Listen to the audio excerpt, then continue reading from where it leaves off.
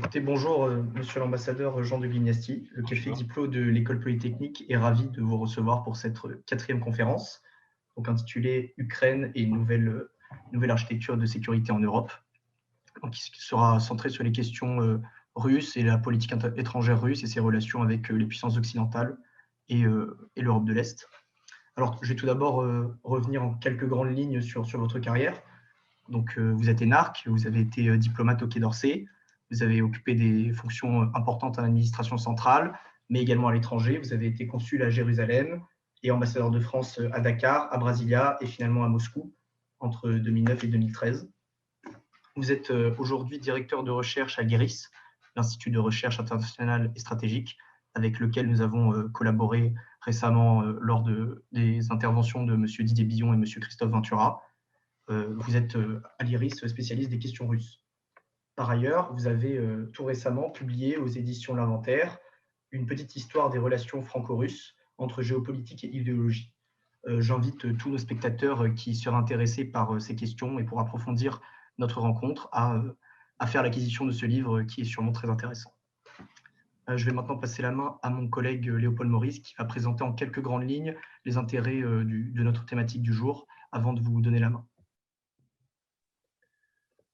En effet, on assiste depuis quelques années à un renouveau de la diplomatie russe, principalement sur la scène internationale, avec notamment un engagement en Syrie. Ce renouveau russe est concomitant avec, au contraire, un retrait américain sous la présidence Trump, qui, notamment en Europe, a créé une forme de vide de protection, qui a pu encourager les Européens à un peu plus d'indépendance.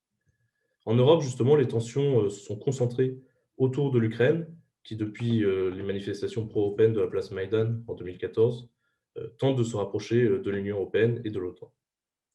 En particulier, la Russie tente de contourner euh, cette Ukraine qui devient gênante, notamment sur les questions énergétiques, par la création de gazéoducs au nord avec le Nord Stream 2 et au sud avec le Turkish Stream. L'Europe, de son côté, est partiellement divisée sur la question russe, avec d'un côté des anciennes républiques soviétiques particulièrement hostiles aux voisins russes, alors qu'au contraire, la France et l'Allemagne tentent d'avoir une position un peu plus, une position de médiateur sur la paix en Europe. Monsieur l'ambassadeur, après cette brève introduction, je vais vous laisser la parole. Merci. Merci, bonjour à tous. Donc, je vais vous parler aujourd'hui de l'Ukraine et de la nouvelle architecture de sécurité et de confiance en Europe. Pourquoi les deux? Parce que l'Ukraine est actuellement une espèce de verrou, de clé du problème que personne n'arrive à résoudre. Alors, pour commencer, il faut comprendre qu'à la chute de l'URSS, l'Europe a bénéficié d'un incroyable réseau d'accords, de conventions, de textes qui la protégeaient et qui créaient véritablement une architecture de sécurité en Europe. Un des points essentiels, ça a été, à partir de 1975, l'application progressive, qui n'avait rien d'ailleurs de contraignant, mais des accords d'Helsinki. Les accords d'Helsinki avec trois corbeilles, une corbeille politique, une corbeille économique et une corbeille sur les droits de l'homme et la démocratie, en fait, ont composé une charte bon, de bon fonctionnement et euh, une charte oui, de bon fonctionnement de l'Europe qui petit à petit s'est imposée, y compris d'ailleurs dans les pays eux-mêmes de l'Est. Et on a vu fleurir à ce moment-là d'ailleurs des tas d'organisations qui s'appelaient Organisation pour l'application des accords d'Helsinki en Russie et ailleurs. Donc, la charte d'Helsinki posait un certain nombre de problèmes dans sa première corbeille, qui était la question du respect des frontières. Donc, la première corbeille politique et sécuritaire, en fait, posait le principe de l'inviolabilité des frontières. Ça, c'était demandé par les Russes. Inviolabilité des frontières, ça veut dire que personne, par la force, n'irait changer les frontières, en fait, du bloc soviétique. Je passe très vite sur cette question politique. je m'étends un peu plus sur les questions stratégiques qui étaient, alors là, vraiment d'utilité immédiate, si je puis dire, pour la sécurité de l'Europe. D'abord, il y a eu tous ces accords, il y a un parapluie général qui était en fait le désarmement stratégique entre la Russie et les pays occidentaux, enfin essentiellement les États-Unis. Comme vous savez, la France et l'Angleterre ne participaient pas à ces négociations. Donc, accord SALT, accord START, et surtout un point qui est très important et qui était un des piliers de la sécurité mondiale en matière nucléaire, c'est l'accord ABM de 1972, l'accord qui interdisait le déploiement de missiles antimissiles au-delà de 2 sites, qui d'ailleurs n'ont pas tous été réalisés, de façon à assurer ce qu'on appelait à l'époque l'assurance mutuelle de destruction, c'est-à-dire que aucune des deux grandes puissances nucléaires ne pouvait avoir l'assurance de détruire d'un seul coup tout le potentiel nucléaire adverse et donc dès lors s'exposer à des représailles, et c'était considéré comme le meilleur pilier, si je puis dire, la meilleure garantie de la paix nucléaire. Et c'est sous ce chapeau-là que se sont développés un certain nombre d'accords qui assuraient en fait la sécurité de l'Europe. J'en citerai 2 ou 3, parce qu'il y en a eu d'autres. Le premier, c'est la question des forces nucléaires intermédiaires. Vous vous souvenez peut-être de la crise des euromissiles. C'est une des premières choses qu'a eu à traiter François Mitterrand, puisqu'on en parle beaucoup en ce moment. En 82, au moment où les Russes déployaient des missiles SS-21 de moyenne portée et qu'on craignait une sorte de découplement entre les États-Unis et l'Europe, Mitterrand, rompant un peu avec la doxa gaulliste, avait déclaré « les pacifistes sont à l'ouest et les missiles sont à l'est » et il a soutenu le déploiement de missiles Pershing et de missiles de croisière en Europe. Ça, c'était en 82. 5 ans après, du temps de Gorbatchev, les Russes tiraient les conclusions de ce déploiement ou de ce contre-déploiement et ont signé en 1987 un accord sur les forces nucléaires intermédiaires interdisant le déploiement en Europe de missiles entre 500 et 5500 km de portée. Et évidemment, ça, ce n'était pas une dénucléarisation de l'Europe, puisqu'il y avait les forces nucléaires françaises, anglaises, et puis des stationnements de bombardiers américains, mais ça limitait grandement l'escalade nucléaire en Europe. Ensuite, un accord a été signé au début des années 90, après de longues négociations, sur les forces conventionnelles, le traité FCE, qui interdisait, d'abord qui a conduit à d'énormes destructions de matériel, 33 000 chars, 100 000 armes de tous ordres, et surtout qui limitait le déploiement des forces conventionnelles en Europe.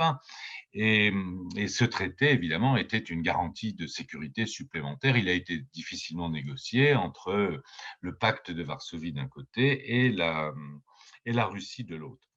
Il y a un certain nombre de documents aussi qui ont été signés par l'URSS à l'époque et l'OTAN ou l'OSCE, parce que c'était plutôt dans le cadre de l'OSCE, c'est d'ailleurs dans le cadre de l'OSCE que le traité sur les forces conventionnelles a été négocié. C'est le document de Vienne, avec un certain nombre de mesures de confiance qui permettaient d'aller vérifier dans les arsenaux du voisin, d'aller envoyer des missions d'enquête, de recevoir de l'information, etc. Et le couronnement de tout cela, ça a été en 1992, le traité ciel ouvert, qui autorisait chacun des pays à aller surveiller ce que faisait l'autre. Donc, chaque pays avait un avion de surveillance agréé qui allait voir de près les concentrations de troupes, les casernes, etc. Alors, je passe rapidement sur les questions économiques, mais là encore, ça participe évidemment de la sécurité de l'ensemble du continent. Il y a eu une épreuve qui a été cruciale, dont on ne parle pas beaucoup, en 1982. Le président Mitterrand et le chancelier Kohl ont engagé une vraie bataille contre les Américains, qui voulaient mettre des sanctions à l'encontre de ces deux pays et à l'encontre des entreprises qui participaient à la mise en œuvre d'un grand contrat gazier qui faisait à peu près 10 milliards de mètres cubes à l'époque, c'est pas autant comme maintenant. Et finalement, France et Allemagne ont obtenu de haute lutte que les États-Unis renoncent à leurs sanctions extraterritoriales déjà à l'époque. Et finalement, on commençait à s'approvisionner en gaz russe, ce qui a déclenché une explosion en fait, des échanges économiques avec la Russie. Enfin, dernier point, la corbeille culturelle, je vous en ai dit un mot, sur les droits de l'homme, la troisième corbeille de la conférence d'Helsinki, la conférence sur la sécurité et la coopération en Europe, apportait à l'ensemble du continent un certain nombre de valeurs communes qui n'étaient récusées par personne, démocratie électorale, respect des droits de l'homme, etc. Alors évidemment, il y avait un certain niveau d'hypocrisie parfois, mais en gros, il y avait une reconnaissance de principe par les pays de l'Est de, de ces valeurs qui étaient autrefois contestées par l'URSS, qui mettait en avant les droits concrets par rapport aux libertés formelles. Les droits concrets, c'était le logement, l'emploi, etc. Et par rapport aux libertés bourgeoises qui étaient... ben ça, c'est fini. À partir de 1975, la Russie, au moins en principe, reconnaît la légitimité des valeurs qu'on pourrait qualifier d'occidentales, mais enfin démocratiques et des valeurs de droits de l'homme. Alors, ce système est mort avec la chute de l'URSS. Ce système avait été bâti par une sorte de dialogue entre un monde occidental assez nuancé, puisque la France joue un rôle très particulier dans cet ensemble, et un système, j'allais dire soviétique, composé d'une URSS qui faisait 23 millions de kilomètres carrés à peu près, qui comportait à l'époque l'Ukraine, la Biélorussie, les républiques d'Asie centrale, les pays baltes, plus un bloc soviétique en Europe avec la Hongrie, la Pologne, la Tchécoslovaquie, la Roumanie un peu moins. Et donc, tout ce système a été bâti en fonction d'un rapport de force qui a disparu avec la chute de l'Union soviétique. La diplomatie française a parfaitement pris conscience du risque que représentait l'effondrement de l'URSS pour la sécurité en Europe.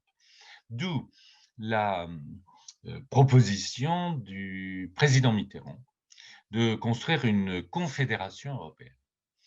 Confédération européenne, ça voulait dire quoi? Ça voulait dire en fait un système où la Russie participait j'allais dire à armes égales, sur un pied d'égalité avec l'ensemble des pays européens, à une sorte de cogestion des crises, des tensions, de toutes les questions qui pouvaient se poser. C'était une confédération d'États indépendants, mais une confédération.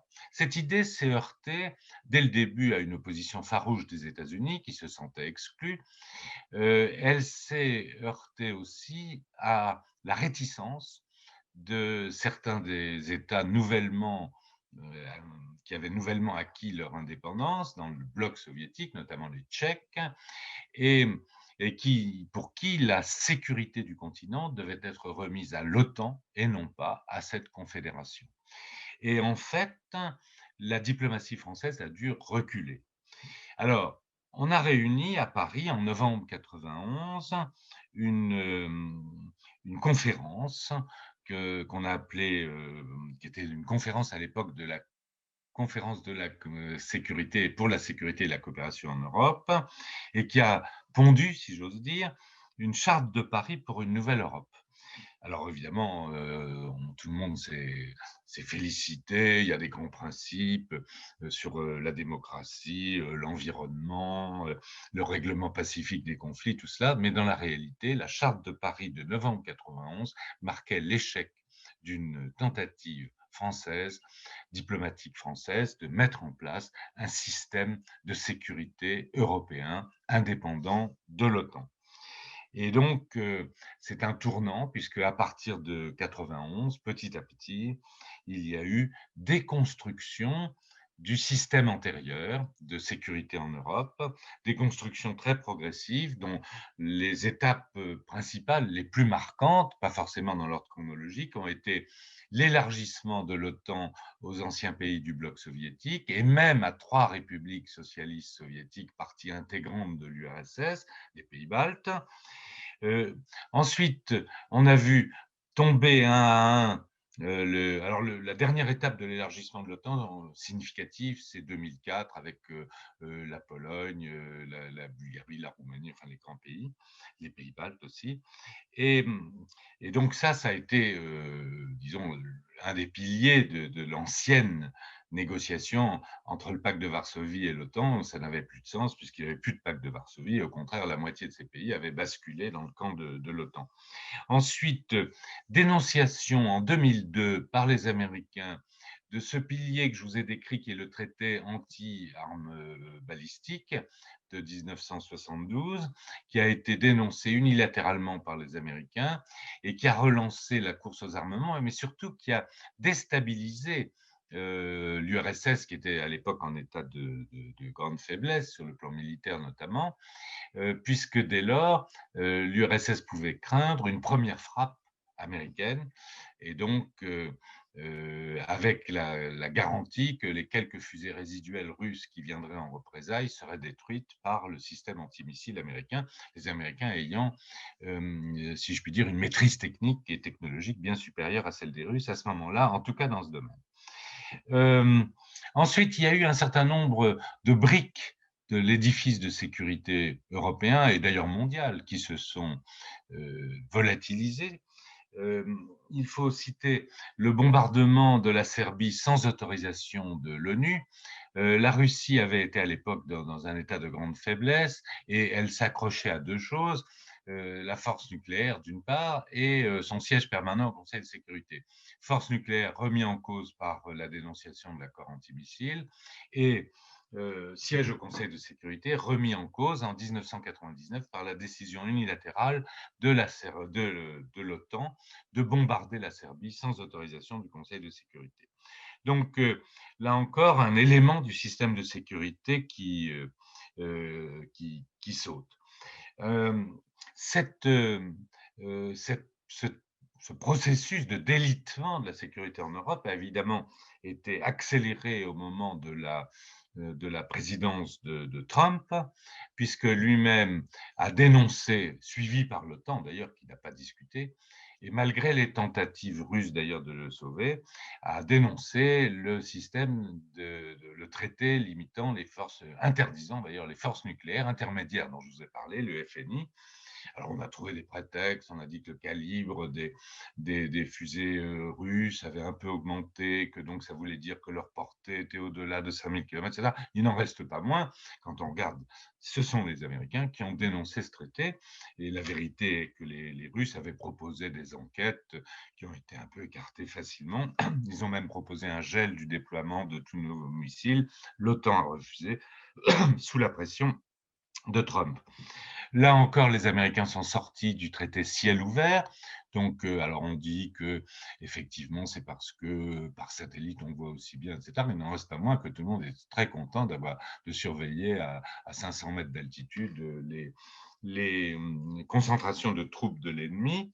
Le traité sur les forces conventionnelles en Europe a été suspendu par la Russie en 2007 au motif qu'il avait été organisé sur le mode pacte de Varsovie contre-OTAN, et que malheureusement pour la Russie, une partie des pays du pacte de Varsovie était maintenant dans l'OTAN, donc l'équilibre du traité avait été bousculé et on n'arrivait pas à se mettre d'accord pour refaire un nouveau traité qui tenait compte de l'adhésion de tous ces États à l'OTAN. Et donc, il a été suspendu par la Russie, qui a annoncé son retrait définitif, suspendu en 2007, et la Russie a annoncé son retrait définitif quelques années plus tard. Donc, nous sommes dans un contexte où finalement, il y a très peu de filets de sécurité en Europe, et je dois dire qu'effectivement, il y a de quoi s'inquiéter.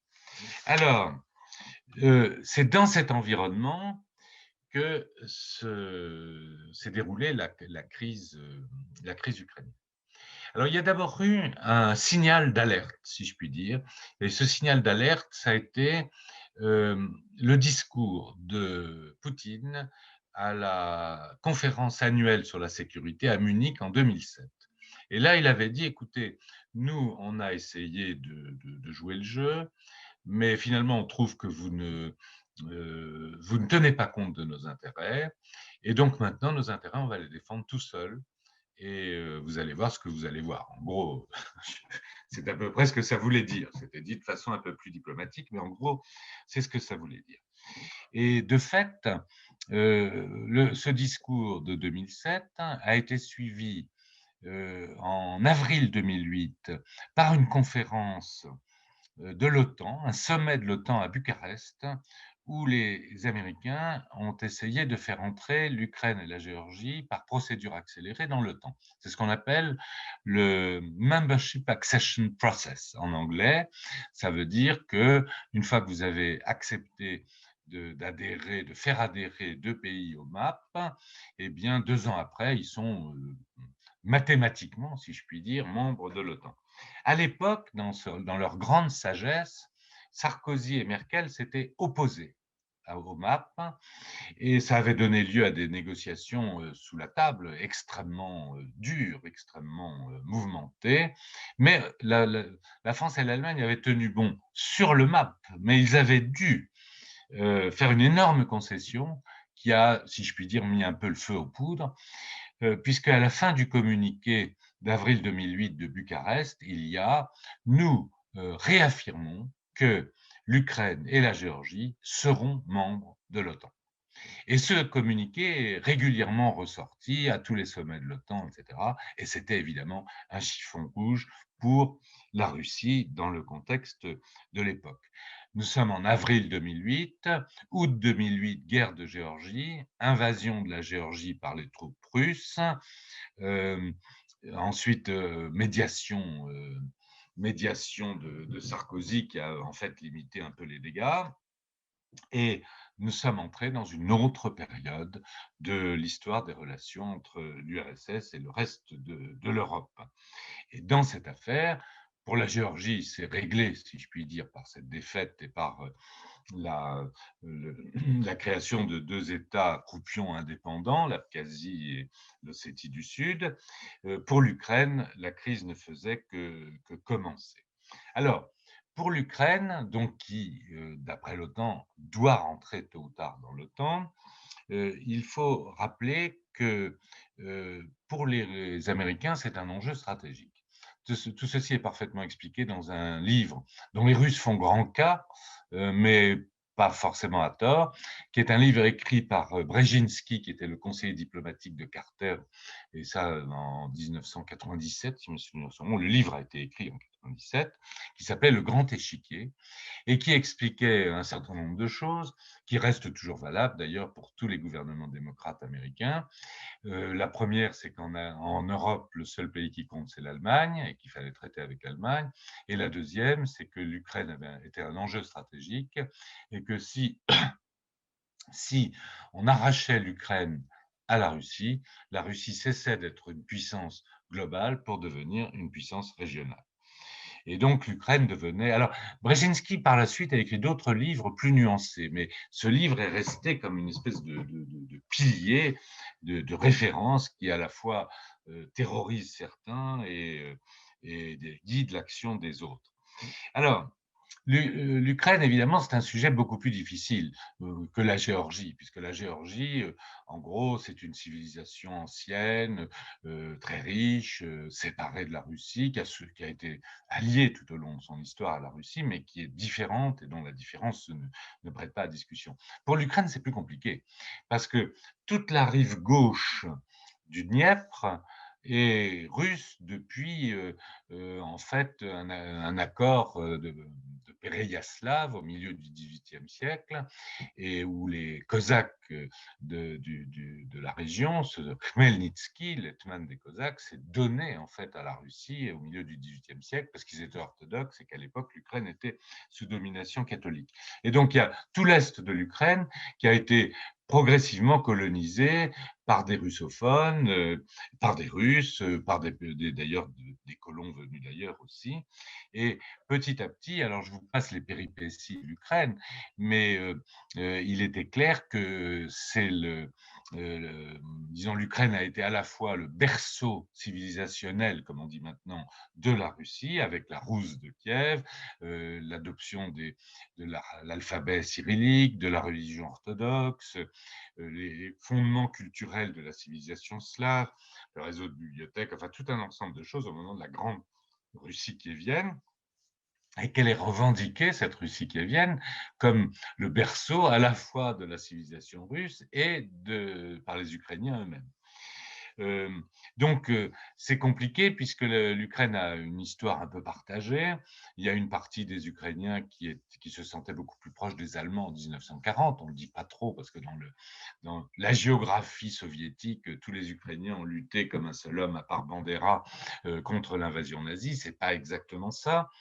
Et il a fallu beaucoup de bêtises de la part des nazis, beaucoup de bêtises pour faire en sorte que finalement l'Ukraine se retourne contre les nazis, mais au départ, ce n'était pas du tout joué.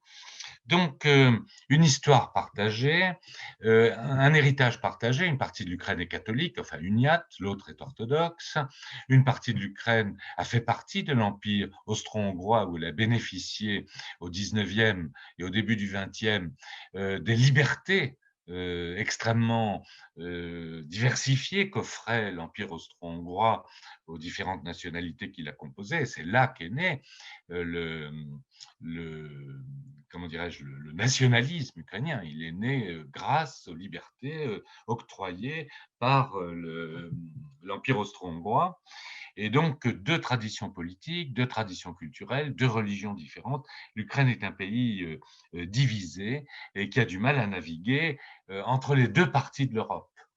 Et c'est évidemment le point central, le point crucial qui permet ou non l'établissement d'un mode, d'un filet de sécurité en Europe, d'une nouvelle architecture de sécurité en Europe. Alors très rapidement sur la crise ukrainienne, donc jusqu'en gros 2013, l'Ukraine a su, tant bien que mal, avec des difficultés, avec des crises, euh, garder la synthèse entre la partie russophone, russophile, voire russe ethniquement, et la partie spécifiquement ukrainienne. Il y a eu des péripéties, la révolution orange en 2004, révolution orange où Poutine s'est empressé de saluer la victoire de Yanukovych, qui a été en fait invalidée par la Cour suprême, qui a permis l'élection de Yushchenko qui lui était pro-occidental. Nous sommes en 2004, 2 ans après, Yushchenko, pro-occidental, prend Yanukovych comme Premier ministre pro-russe. Donc, il était obligé de naviguer avec le parti des régions, qui était le parti pro-russe, et donc il savait à peu près maintenir son équilibre. 2010, Yanukovych est élu, il a été Premier ministre de Yushchenko, entre-temps il y a eu Tymoshenko qui, elle, a subi quelques avanies, et en 2010, il est élu par des élections dont l'OSCE a garanti en quelque sorte la démocratie et la régularité, et à partir de 2010, il mène une politique d'équilibre et il donne satisfaction aux Russes sur 3 points essentiels: la neutralité du pays par rapport à l'OTAN, le renouvellement de la base de Sébastopol et le statut de la langue russe. Donc, apparemment, tout va bien. Et c'est alors, en novembre 2013, qu'au sommet de Vilnius, alors que l'Union européenne s'apprêtait à signer un accord de partenariat et de coopération avec l'Ukraine, et que ça avait été préparé et longuement avancé, les Russes se raidissent, font des offres à Yanukovych qu'il ne peut pas refuser, c'est-à-dire en gros une baisse de 35% du prix du gaz et un prêt de plusieurs milliards de dollars. Et Yanukovych, au dernier moment, tourne kazakh. Alors, il faut dire pour la petite histoire que les Russes avaient essayé de trouver une sorte d'accommodement avec l'Union européenne. L'Union européenne a dit que chaque peuple était libre de choisir ses alliances, ses destins, ses associations, et qu'on n'avait pas à négocier avec la Russie sur le dos des Ukrainiens le statut qu'on voulait leur qu'on voulait leur donner ou qu'on pouvait leur donner. Les Ukrainiens devaient décider eux-mêmes. Et en fait, Yanukovych a changé son fusil d'épaule au dernier moment. Ça a déclenché, à partir de décembre 2013, Maïdan, avec toute une série d'événements qui ont conduit à la fuite de Yanukovych, la mise en place d'un gouvernement pro-occidental, l'annexion de la Crimée par les Russes. Alors la Crimée a une histoire un peu spéciale, puisque la Crimée n'a jamais été ukrainienne de toute son histoire. Elle a été turque avant, conquise sur les Turcs par les Russes au traité de Koutchouk-Kanarji en 1774, et en fait colonisée par les Russes en laissant une population résiduelle de Tatars qui en plus ont été déportés massivement par Staline dans les années 40, et donc il en reste actuellement 10-12%, pas plus, mais elle n'a jamais été ukrainienne, la Crimée. Simplement, Khrouchtchev l'a donnée dans un accès de générosité qui ne lui coûtait rien, puisqu'il s'agissait à l'intérieur de l'URSS simplement d'une frontière administrative. Donc Khrouchtchev l'a rattachée à la République ukrainienne en 1954. Yeltsin, qui était d'ailleurs dans un état d'ébriété avancé, l'a laissé à Kravchuk dans sa négociation de Bielovège pour la fin de l'URSS. Kravchuk n'en croyait pas ses oreilles et ses yeux, mais il l'a empoché. Ça a été confirmé par la diplomatie russe en 1994, au moment où le désarmement nucléaire de l'Ukraine a été échangé contre une garantie des frontières ukrainiennes auxquelles la Russie s'est associée. Et donc, la Russie a garanti en fait l'appartenance de la Crimée à l'Ukraine, et encore une fois garanti lors d'un traité de coopération bilatérale en 1997. Donc, c'était une erreur. C'était d'ailleurs les Criméens, le Parlement de Crimée avait voté en faveur d'un rattachement à la Russie dès 1992. Mais la diplomatie russe avait reconnu le caractère ukrainien de la Crimée. Alors, à ce moment-là, les Russes ont annexé la Crimée, sans tirer un coup de feu d'ailleurs, parce que cette Crimée est russe à 80% ou à peu près. Et, non seulement ça, et c'est là probablement qu'ils ont fait une très grosse erreur, c'est-à-dire qu'ils ont encouragé la sécession des provinces russophones et russes ethniques de l'Est de l'Ukraine. Et ça a marché à Donetsk et Lugansk, qui sont des grandes villes de plus d'1 million d'habitants. Ça n'a pas marché à Dniepopetrovsk, qui est la capitale du Donbass, parce que là, deux grands oligarques, Akhmetov et Kolomoïski, ont équipé des milices pour s'opposer aux Russes, enfin aux pro-russes de la région. Et donc, Dniepopetrovsk et une partie du Donbass, il ne faut pas l'oublier, est restée ukrainienne.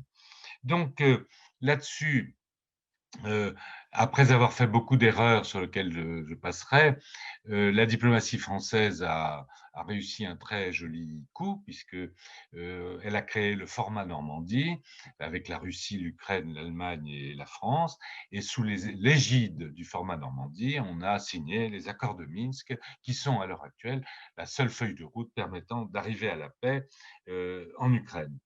Alors, le problème, c'est qu'évidemment, ces accords de Minsk, en fait, plus personne n'en veut, parce que les Ukrainiens considèrent qu'ils ont été extorqués à l'Ukraine dans un moment où l'Ukraine était dans une situation de faiblesse militaire extrême. Les Russes, les gens du Donetsk et de Lugansk, enfin les gens du Donbass, préfèrent purement et simplement devenir citoyens russes, puisqu'ils se sentent plus. Il y a quand même eu 14 000 morts, et donc le sang a coulé, ils se sentent mal dans l'Ukraine. Les Ukrainiens n'en veulent pas parce que les accords de Minsk sont favorables à la Russie, et ils prévoient en fait l'intégration de Donetsk et Lugansk dans le système institutionnel ukrainien, mais en permettant à ces deux républiques pro-russes de peser sur le processus de décision à Kiev, et donc empêcher en quelque sorte la volonté de Kiev de se rapprocher de l'Occident. Donc ils ne veulent pas de ça non plus. Et quant aux Russes, ils ont beaucoup hésité, parce que il y a deux doctrines à Moscou. La première qui dit la meilleure façon d'empêcher l'Ukraine de rentrer dans l'OTAN, c'est d'entretenir l'instabilité permanente en Ukraine. Donc, on n'a finalement pas forcément de raison de faire la moindre concession sur le processus de Minsk. Soit dit en passant, dans le processus de Minsk, les Russes demandent l'application intégrale de l'accord de Minsk. C'est eux qui sont à la lettre, ils suivent l'accord. Effectivement, l'accord est en leur faveur. Les Ukrainiens, eux, voudraient changer l'accord, ce à quoi les Russes, pour l'instant, n'acceptent pas. Donc, format Normandie, accord de Minsk et paralysie des accords de Minsk sur des vrais problèmes de fond qui font que malgré quelques petites éclaircies, notamment le sommet du 9 décembre à Paris organisé par le président Macron, eh bien, nous sommes toujours dans une situation qui devient et qui peut devenir de plus en plus grave parce que l'Ukraine a acquis une force militaire de plus en plus grande, parce que la Russie fait des moulinets de plus en plus inquiétants, puisque les dernières manœuvres de la Russie dont on a parlé réunissaient 100 000 hommes et aux frontières de l'Ukraine. Mais dans le même temps, n'oublions pas, parce que ça, personne n'en a parlé, il y a les manœuvres Defender 21, qui sont les plus grandes manœuvres organisées par l'OTAN depuis 25 ans. Il suffit d'ouvrir le site de l'OTAN pour le regarder, avec 20 000 soldats américains venus des États-Unis, 28 000 hommes au total, une masse considérable de matériel qui croise à 100 km de Saint-Pétersbourg, puisque les États baltes et la Pologne sont les points d'application des manœuvres Defender 21. Donc, montée de la crise qui n'a été désamorcée au dernier moment que par un coup de fil entre Biden et Poutine. Alors, que vient faire là-dedans une nouvelle architecture de sécurité en Europe? Alors, là, c'est une vieille idée russe. Gorbatchev avait mis en avant l'idée de maison commune. C'est une vieille idée française. Je vous ai parlé de l'idée de confédération de Mitterrand. Les Russes avaient essayé de réactiver cette idée par un projet de traité en 2009 et en 2010 qui était proposé à la fois à l'OTAN et à l'OSCE et qui était un projet de traité qui créait un système global de sécurité européenne dans lequel, évidemment, l'OTAN ou l'OSCE pouvaient s'inscrire, mais qui, en quelque sorte, sublimait, transcendait la division de l'Europe entre OTAN et non-OTAN. Évidemment, les pays occidentaux ont refusé ce projet de traité qui a été enterré. Et l'idée a été réactivée par le président Macron, notamment au moment du discours aux ambassadeurs en août 2019, mais il en avait déjà parlé dans sa conférence de presse du G20 un an avant à Osaka. Et là, il avait dit il faut qu'on trouve une architecture de sécurité en Europe. Dans le discours de Macron, il y a toujours eu un parallélisme entre la construction de la défense européenne et la construction d'une architecture de sécurité en Europe. Alors, les Français ont nommé un ambassadeur de grande autorité, de grand poids, Pierre Vimont, qui a été numéro 2 du service diplomatique de l'Union européenne, qui a été ambassadeur à Washington pour essayer de vendre l'idée à nos collègues européens qui étaient absolument tétanisés et terrorisés par l'idée, puisque pour eux, leur sécurité, ça vient de l'OTAN et de rien d'autre. Et en fait, quand on regarde l'échelonnement des crises, quand on regarde ce qui s'est passé récemment, eh bien, on voit que, en fait, cette idée de nouvelle architecture de sécurité en Europe est en train d'être, comment dirais-je, mise au frigidaire. D'abord parce qu'il y a un processus électoral en Allemagne, un processus électoral en France, et donc la crise ukrainienne, qui s'est ravivée ces derniers temps, finit de le bloquer. Pourtant, sur le fond, la nouvelle architecture de sécurité en Europe, elle doit être fondée sur une idée très simple, mais vraiment simplissime, que tout le monde connaît, mais dont personne ne parle, et qui consiste à dire les États anciennement membres de la République socialiste soviétique sont astreints à une certaine neutralité, c'est-à-dire ils ne rentrent pas dans l'OTAN. Bon, les pays baltes, ce serait trop long d'en parler, c'est un coup parti et que les Russes ont accepté assez facilement finalement. Mais l'Ukraine et la Géorgie, c'est pas la même chose. Les pays d'Asie centrale, c'est pas la même chose. Ça se pose dans des conditions différentes. Et donc, le jour où on dira, et où un pays comme la France dira clairement que normalement, les décisions se prennent à l'unanimité. Alors, il faut voir les pressions américaines à l'OTAN, c'est tellement considérable qu'il faut beaucoup de courage pour dire non. Mais c'est arrivé dans l'histoire que la France et l'Allemagne, d'ailleurs, disent non. Donc, le jour où la France et l'Allemagne, si possible, diront, eh bien, pour nous, non, l'Ukraine n'a pas vocation à entrer dans l'OTAN, à ce moment-là, on pourra construire euh, une sécurité, une nouvelle architecture de sécurité en Europe. Mais en attendant, eh bien, le fossé se creuse, les sanctions s'accumulent. Quand on regarde les résultats commerciaux, c'est absolument dramatique. Pour la France, nous avions, avant la crise ukrainienne, 20 milliards de dollars d'échanges avec la Russie. C'est tombé à 10 milliards, donc réduction de 50%. Et petit à petit, c'est remonté. Maintenant, on est à 14-15 milliards. Mais pour l'Allemagne, ça a été encore pire, puisque l'Allemagne avait en gros 14% de part de marché des importations russes en 2012 et que maintenant elle est descendue à moins de 10%, les 4 points ayant été pris par la Chine et l'Allemagne ne les regagnera jamais.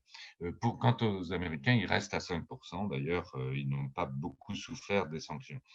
Donc, le fossé se creuse sur le plan militaire, le fossé se creuse sur le plan économique, il se creuse aussi sur le plan idéologique, puisque là, maintenant, la nouvelle diplomatie américaine vise à créer un bloc des démocraties face au bloc des régimes autoritaires, sous-entendu essentiellement la Chine et la Russie. Et la Russie développe de son côté une idéologie, j'allais dire, traditionnaliste, religieuse, etc. Donc nous sommes très très loin de cette architecture de paix et de sécurité et nous sommes à la merci de nouvelles étincelles dans la crise ukrainienne qui est plus qu'un conflit gelé, qui est un conflit qui peut se réactiver à chaque instant. Voilà.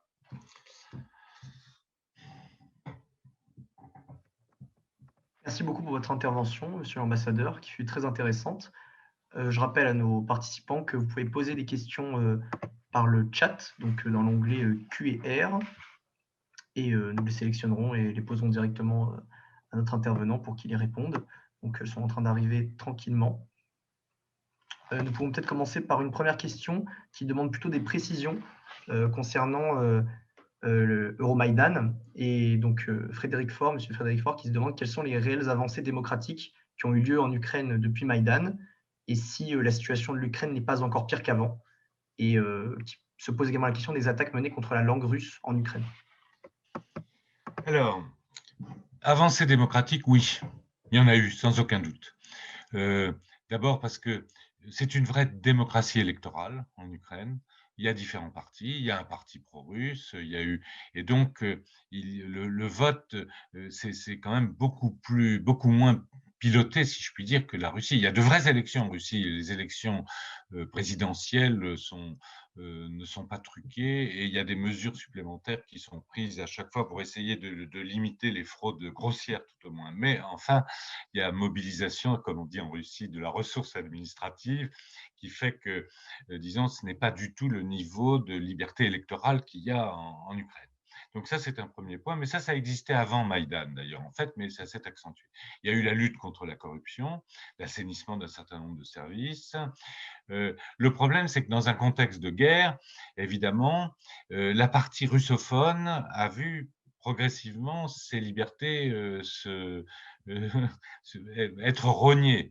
Vous avez vu récemment la décision de Zelensky, le nouveau président ukrainien, Zelensky, qui a du jour au lendemain supprimé 3 chaînes russophones et la langue russe a été interdite dans les écoles. Il y a eu un certain nombre, sauf des écoles particulières, enfin en tout cas avec un statut tout à fait secondaire, alors qu'il y a quand même pratiquement 80% du pays qui parle russe. Hein. Même ceux qui parlent ukrainien savent parler le russe, sans compter ceux qui parlent mal ukrainien et qui parlent russe. Et là, vous avez 30% de russophones pur jus, si je puis dire, dans le pays. Donc effectivement, dans ce contexte de guerre, il y a véritablement un fossé qui se creuse entre la culture russe, la littérature, les médias et les partis russes, puisque Medvedchuk, qui est le patron d'un parti d'opposition, qui s'appelle Plateforme d'opposition pour la vie, qui est l'héritier de ce qu'on appelait le Parti des régions, qui était le parti pro-russe, en fait, qui était souvent composé de Russes ethniques. Medvedchuk fait l'objet d'une poursuite pour haute trahison, puisque le fait d'être russe et ami de Poutine, en soi, est considéré comme une trahison dans un contexte de guerre, ce qui n'est pas complètement absurde d'ailleurs. Enfin, euh, mais ce qui est sûr, c'est que dans ce contexte-là, après une floraison des libertés, il est clair qu'il y a une petite régression quand même hein, dans le contexte de guerre. Sur la langue russe, je vous en ai déjà un peu dit un mot. Ça fait partie d'une des grandes préoccupations russes que leur minorité partout dans le monde puisse parler le russe. C'est clair que le statut de la langue russe qui avait été garanti par Yanukovych avant Maïdan, après Maïdan, la première loi qui a été votée par le Parlement, la Rada, le Parlement ukrainien, ça a été une loi ôtant son statut officiel à la langue russe. Cette loi n'a pas été ratifiée par Poroshenko, mais beaucoup d'experts considèrent que ça a été l'élément déclencheur de l'annexion de la Crimée. Alors, donc c'est clair que la langue russe n'est pas encouragée, pas seulement la langue russe d'ailleurs, parce qu'il y a une espèce de flambée nationaliste. Il y a eu des problèmes avec la Hongrie, puisqu'il y a une minorité hongroise, hongarophone, en Ukraine qui parle le hongrois et dont les droits ont été un peu limités. Idem pour le polonais, etc. Donc, nous sommes en Ukraine dans une phase d'affirmation nationaliste et ça se fait au détriment, bien sûr, de la langue russe. Justement, dans la continuité des questions un peu culturelles, on a une question sur le poids des églises catholiques et orthodoxes dans le conflit. Est-ce qu'elles prennent parti? Est-ce que, au contraire, elles sont déjà orientées? Alors, c'est une très bonne question et c'est une question extrêmement complexe. Déjà, comme je vous l'ai dit en simplifiant beaucoup, il y a l'Ukraine est divisée entre les uniates, qui sont des catholiques de rite oriental, si je puis dire, et les orthodoxes qui, eux, reconnaissaient le patriarcat de Moscou. Mais s'agissant d'une partie importante de la population, le gouvernement ukrainien ne pouvait accepter cette allégeance à un patriarcat de Moscou qui, c'est un secret pour personne, n'est quand même un soutien en gros de la politique russe. Donc il a suscité la création d'un patriarcat spécifique à l'Ukraine. Et alors il y en avait déjà un, mais qui végétait parce qu'il était reconnu par personne, et ce qu'on appelle l'Église autocéphale orthodoxe d'Ukraine.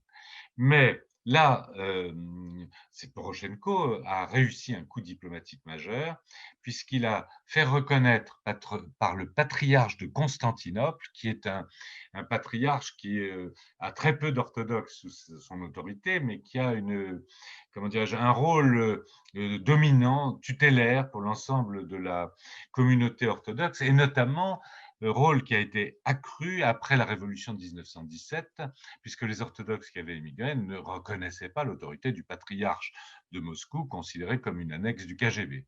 Donc le patriarche de Constantinople a reconnu l'autocéphalie de l'Église ukrainienne, et donc maintenant il y a en Ukraine deux églises orthodoxes, pour l'essentiel, hein, il y a des nuances, mais une église orthodoxe autocéphale avec un patriarcat à Kiev, et une église qui reconnaît toujours le patriarcat de Moscou, ce qui pose un problème grave, parce que en fait la plupart des monuments, des églises, la Laure de Kiev, qui est un superbe monument, Sainte-Sophie de Kiev, tout ça, ça appartient au patriarcat orthodoxe de Moscou.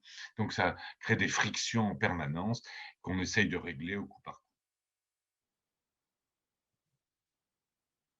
Alors, nous avons une autre question qui se demande comment nous pouvons comprendre et commenter l'apparition de M. Saakashvili sur la scène politique ukrainienne, et si vous pouviez revenir pour les participants qui ne seraient pas forcément au fait de ces événements.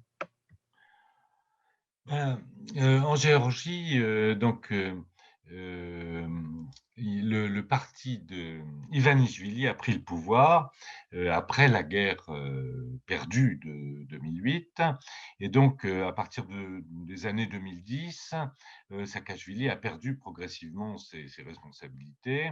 Il y a d'abord eu un premier ministre qui appartenait, c'est le parti Le Rêve de Géorgie, hein. Et donc, progressivement, il a été éliminé de la scène politique, puis il a subi des poursuites, on l'a même dépossédé de sa nationalité géorgienne, et donc il s'est réfugié en Ukraine. Et là, en Ukraine, Poroshenko, pour dire les choses rien que pour embêter les Russes, lui a donné des responsabilités importantes, et je crois même qu'il a été gouverneur d'Odessa. Ça n'a pas duré très longtemps parce qu'il s'est brouillé avec tout le monde, c'est une personnalité assez flamboyante. Et, et donc, il a accédé à la nationalité ukrainienne et il a exercé des responsabilités en Ukraine. Alors maintenant, je crois que ces responsabilités ont pris fin et il a à nouveau des ambitions en Géorgie où son parti a repris du poil de la bête, et l'opposition qui a boycotté le résultat des précédentes élections législatives en Géorgie est en partie animée par Saakashvili, qui recommence à jouer un rôle important sur la scène politique géorgienne. Merci pour cet éclairage. On a une question assez précise et je pense particulièrement intéressante de monsieur Nicolas Bakou. Il pose donc la question, quel avenir voyez-vous à l'oranisme russe et à la doctrine Karamazov devant les impulsions d'intégration croissante, tant idéologique que politique, de l'Europe de l'Est, Ukraine, Biélorussie, à une communauté européenne? Y aurait-il à l'inverse un avenir européen à la Russie? Le cas échéant, quel rôle la France, avec son lien unique avec la Russie, a-t-elle à jouer? Donc, en gros, si je résume la question, c'est l'eurasisme et le destin européen de la Russie, hein. C'est ce que je comprends aussi, Voilà. avec, je pense, un accent particulier sur le rôle français. Alors,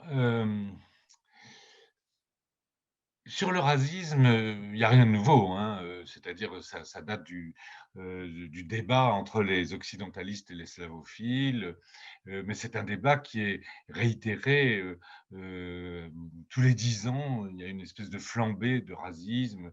Donc on a mis en avant Douguine, on a dit que Douguine était un des mentors ou des gourous de Poutine, ce qui est complètement faux. D'ailleurs, la notion même de racisme de Douguine a beaucoup évolué, puisque elle a été, à un moment, elle incluait la Chine, maintenant elle est plutôt méfiante vis-à-vis de la Chine, enfin, donc tout ça. Mais il n'en reste pas moins que la double nature, l'aigle à deux têtes de la Russie a été en permanence un sujet de débat dans l'intelligentsia russe et soviétique après, et peut-être moins soviétique, et en tout cas maintenant. Donc, effectivement, les Russes ont tendance à vous dire, quand De Gaulle parlait de l'Europe de l'Atlantique à l'Oural, c'est pas l'Atlantique à l'Oural, ça c'est l'Europe en effet, mais c'est l'Europe jusqu'à Vladivostok. Et donc, les Russes ont une vision un peu, et ils ont raison, géographique de leur territoire, qui est un territoire eurasiatique. Donc, et d'ailleurs, toutes les instances qu'ils ont créées pour remplacer l'URSS ont un élément eurasiatique. Et le marché commun de la CEI, si je puis dire, de la communauté des États indépendants, s'appelle l'Union économique eurasiatique. Donc, c'est une réalité géographique et économique. On a tendance à minimiser, mais ça se met en place, qui est réelle. Alors, le rôle de la France, là, c'est… Alors oui, peut-être aussi une chose intéressante, ce débat a été réactivé il n'y a pas longtemps, il y a environ 2 ans, par une chronique d'un conseiller de Poutine, qui était d'ailleurs en charge de l'Ukraine, Surkov, maintenant il ne l'est plus, c'est Kozak qui est en charge de l'Ukraine.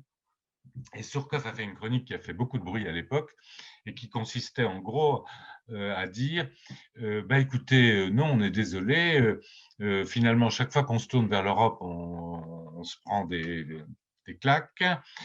Finalement, la Russie a une nature spécifique et elle est asiatique. On n'a rien à demander à l'Europe et finalement, l'Europe ne nous apporte que des ennuis. Donc, suivons notre voie spécifique. Encore une fois, l'eurasiatisme, ce n'est pas l'asiatisme, hein, c'est une voie spécifiquement russe avec une dimension asiatique très forte. Et donc, la chronique de Surkov a suscité des débats. Et il y a encore 1 an, il y a une autre chronique, je crois, dans le je ne sais pas quel journal d'ailleurs, je ne me souviens plus, qui a aussitôt suscité beaucoup de réactions en disant mais non, l'Europe, c'est notre patrie. C'est un débat qui avait commencé avec les lettres de Tchadaïev au XVIIIe siècle, enfin, les slavophiles et les occidentalistes. Donc c'est un débat qui est très vivant dans la société russe, qui anime à la fois les intellectuels et les politiques, et que j'ai toujours trouvé un peu abstrait d'ailleurs. Il est de fait que les trois quarts du territoire russe sont en Asie, mais les trois quarts de la population russe est en Europe. Donc en fait, la population russe se sent profondément européenne. Alors quel rôle peut jouer la France? Je crains que ce rôle, il est réel d'abord, hein, incontestablement, parce que la France a une connaissance culturelle peut-être un peu plus grande, peut-être parce qu'on a eu beaucoup d'immigrés russes après la Révolution, mais pas ça. Il y a eu un moment absolument incroyable dans la relation franco-russe qui a suivi le traité de défense de 1892, qui nous a permis de ne pas perdre la guerre de 14 dans les premières semaines de la guerre et de gagner la bataille de la Marne. Mais il y avait tout un ensemble, à la fois une interpénétration culturelle incroyable. Je dis interpénétration, ce n'était pas du tout l'influence française en Russie comme au XVIIIe siècle. C'était l'influence russe en France avec les ballets russes, avec la littérature russe qui avait un engouement, qui a bénéficié d'un engouement considérable, avec la musique russe, Stravinsky, les peintres, la peinture, tout ça. Donc c'était vraiment un moment absolument incroyable de communion, si je puis dire, qui a évidemment pris fin après la révolution de 1917. Et donc ça a laissé des traces très importantes qui ont été confortées par l'immigration, qui ont été confortées aussi par le Parti communiste, puisque vous aviez quand même en 45-25% de la population française qui se sentait très très proche de la Russie soviétique. Et donc, la France a une connaissance peut-être un peu meilleure que d'autres. Je ne parle pas de l'Allemagne, parce que c'est encore autre chose pour l'Allemagne. Mais surtout, la France a une tradition diplomatique autonome que l'Allemagne n'a pas. Donc, une connaissance de la société russe qui est en voie de diminution. Plus personne n'apprend le russe.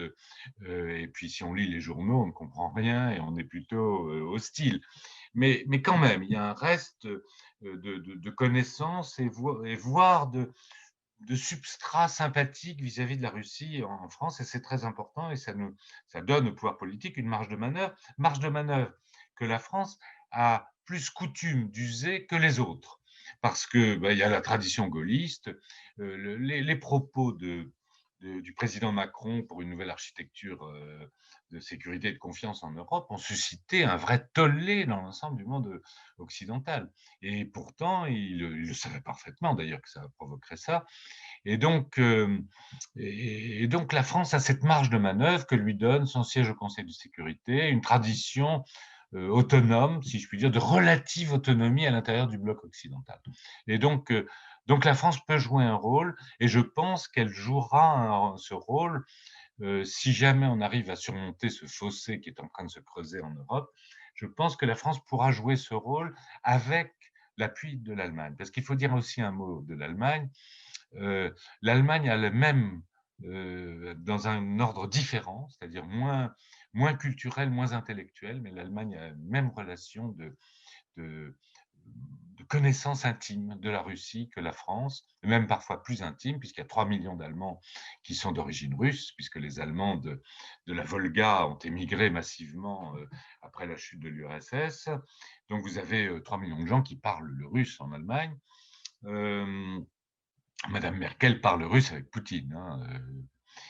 Donc, ensuite, toutes ces guerres ont créé des liens. Il faut avoir vu, comme je l'ai fait, une réunion d'anciens combattants russo-allemands à Stalingrad pour comprendre que les Français n'ont pas tout à fait une bonne vision des choses. C'est beaucoup plus compliqué qu'il n'y paraît. Et donc les Allemands connaissent bien. Et c'est pour ça que si on veut faire bouger les choses, il faudra le faire avec l'Allemagne. C'est d'autant plus nécessaire que la France s'est quand même pas mal affaiblie et qu'elle a de plus en plus de mal à prendre des initiatives solitaires qui entraînent le reste de l'Europe. Merci beaucoup pour ces éclaircissements. Justement, pour rebondir sur la relation que peut avoir l'Allemagne et la France avec la Russie, il y a une question au sujet du gaz et des tensions liées à la construction des gazéoducs, donc notamment le Nord Stream 2, dont le projet est actuellement à l'arrêt. Si vous pouviez revenir sur faire un peu la genèse du projet et puis expliquer pourquoi le projet est aujourd'hui à l'arrêt et quelles perspectives nous pouvons imaginer à l'avenir. Alors, euh, ce n'est pas la première fois que la question se pose. Et comme je vous l'ai dit, en 1982, Kohl et Mitterrand ont dit, à l'époque, je crois que c'était Bush, ont dit halte là, on a besoin de ce gaz, on le prend et vous nous enquiquinez. Et nous avons refusé toute sanction extraterritoriale des États-Unis. Ça, c'était avant. Entre-temps, il y a eu Nord Stream 1. Nord Stream 1, 55 milliards de mètres cubes et nécessité absolue pour l'Allemagne, qui, après avoir supprimé son secteur nucléaire, dépend totalement du charbon et donc du gaz pour assurer la transition énergétique jusqu'aux supposées énergies alternatives.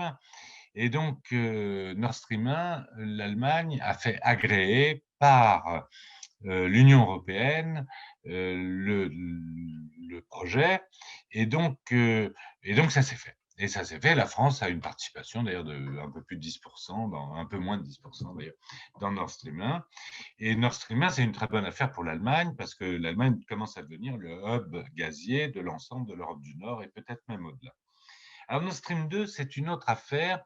Euh, alors, c'est clair que Nord Stream 1 comme Nord Stream 2 ont pour ambition principale de court-circuiter l'Ukraine, puisqu'il y a eu un certain nombre de crises gazières qui ont été le pendant des crises politiques ukraino-russes, notamment dans l'hiver 2008-2009, et qui ont conduit les Russes à arrêter d'approvisionner le gazoduc Yamal qui passe à travers non, c'est pas, il s'appelle pas Yamal, qui passe à travers l'Ukraine. Il doit être Druzhba ou je sais pas.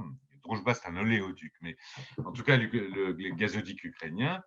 Et ils ont interrompu parce que les Ukrainiens se servaient sur le gaz européen et ne payaient pas, donc il y a eu tout un problème. Et les consommateurs européens sont beaucoup inquiétés parce qu'ils n'avaient pas de gaz russe et la fiabilité de l'approvisionnement russe était mise en cause. Donc, d'où le projet de Nord Stream 1. Nord Stream 2, c'est un peu plus compliqué parce que si Nord Stream 2 se met en place, ça veut dire que l'Ukraine est complètement court-circuitée. Parce que là, les deux font 110 milliards de mètres cubes. La capacité des tubes ukrainiens, ça doit être de l'ordre de 140, un peu moins de mètres cubes. Ce sont des installations extrêmement vieilles qui sont en très mauvais état. Il faudra investir beaucoup d'argent pour les maintenir à pleine capacité. Et actuellement, ne passe par l'Ukraine que, alors j'ai pas les chiffres en tête, mais je dirais pas plus de 40 milliards de mètres cubes, comme ça à vue de nez. Il faudrait que je vérifie après, mais je crois que c'est ça. Et donc, évidemment, si on fait un nouveau Nord Stream, eh bien à ce moment-là, il ne restera plus rien pour l'Ukraine. Donc il y a un problème politique, et comme l'Europe soutient l'Ukraine, et avec des raisons parfaitement justifiables, donc il est clair que si on fait Nord Stream 2, il y aura une condition politique, c'est qu'il y ait un trafic résiduel, un transit résiduel par l'Ukraine. Parce que l'Ukraine, qui est un pays très pauvre, qui s'est considérablement appauvri depuis l'indépendance, qui a perdu pratiquement un sixième de sa population, qui est le pays au niveau de vie le plus bas dans le partenariat oriental, enfin qui a considérablement perdu depuis l'indépendance, sa prospérité, ses usines de pointe, tout ça. Donc l'Ukraine a besoin de cet argent, et ça représente plusieurs milliards de dollars chaque année. Et les Russes ont commencé, Madame Merkel a négocié avec les Russes un accord, et plus exactement, elle a fait pression sur les Russes pour que soit signé un accord qui a été signé au milieu de l'année dernière, en 2020, qui garantit pendant encore 5 ans le transit de gaz russe par l'Ukraine et l'approvisionnement de l'Ukraine en gaz russe. Donc il y a une raison politique qui, pour l'instant, une condition politique qui est pour l'instant remplie. Sur le plan économique et gazier, pour l'instant, l'Allemagne n'a pas vraiment besoin de ce gaz. Parce que, à la suite du Covid, à la suite d'une relative récession économique, bah, finalement, l'Allemagne, qui a déjà pratiquement 37% de son approvisionnement qui vient du gaz russe, pour l'instant, n'a pas un besoin urgent. Elle en aura besoin, elle le sait plus tard, mais pour l'instant, elle n'a pas un besoin urgent. D'où le fait que la bataille est encore feutrée, enfin relativement feutrée, n'exagérons rien. Dans le même temps, les Américains se sont réveillés et donc disent que Nord Stream 2, c'est une dépendance de l'Europe sur le plan gazier et sur le plan énergétique de la Russie, ce qui est un raisonnement complètement fallacieux parce que l'Europe, c'est plutôt l'interdépendance. Chacun se tient par la barbichette. 50% des ressources gazières russes viennent de l'Europe. Donc, je ne sais pas qui tient l'autre dans cette affaire, mais c'est sûr que si la moitié de vos ressources, et Dieu sait l'importance des ressources gazières, enfin, issues du gaz pour le budget russe, mais c'est sûr que si les 40% du budget russe financé par le gaz finissait par s'éteindre, ça serait plus d'ennuis pour les Russes que pour les Européens qui ont quand même, par exemple la France, le gaz algérien, le gaz norvégien et bientôt le gaz du Qatar. Donc, euh, donc l'argument politique, l'argument d'un excès de dépendance n'est pas valide. En revanche, il y a un argument qui correspond à la diplomatie américaine, qui consiste en fait à séparer l'Europe occidentale de la Russie, ce qui est une logique diplomatique irréfutable, solide et tout à fait dans l'intérêt des États-Unis. Donc là, il y a un argument. Puis il y en a un argument économique que les Américains ont, qui est pas négligeable non plus, et qui touche un peu la France, il faut le savoir, parce que les Américains veulent, depuis qu'ils ont leur gaz de schiste, eh bien, ils exportent du gaz liquéfié. Et le gaz liquéfié, ça coûte beaucoup plus cher, évidemment, que le gaz naturel américain, et ça rapporte évidemment de l'argent aux États-Unis. Alors, évidemment, une des conditions de l'accord qui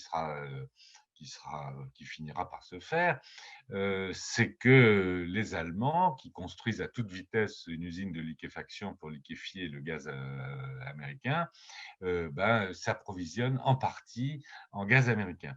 Alors, la position de la France est particulière parce que la France a gardé, Dieu merci, pardonnez-moi, je ne veux choquer personne, mais j'en suis profondément persuadé, une partie de son parc nucléaire. Et donc, nous ne dépendons ni du gaz norvégien, ni du gaz du Qatar, ni du gaz russe.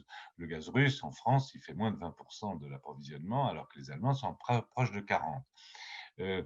Mais en revanche, la France a des ambitions de devenir un hub de diffusion du gaz naturel liquéfié, avec la construction de nouvelles usines, non seulement dans le sud, du côté de Fos, mais aussi à Dunkerque. Et en fait, la France, de facto, commence à être un hub de gaz liquéfié pour l'Europe du Sud.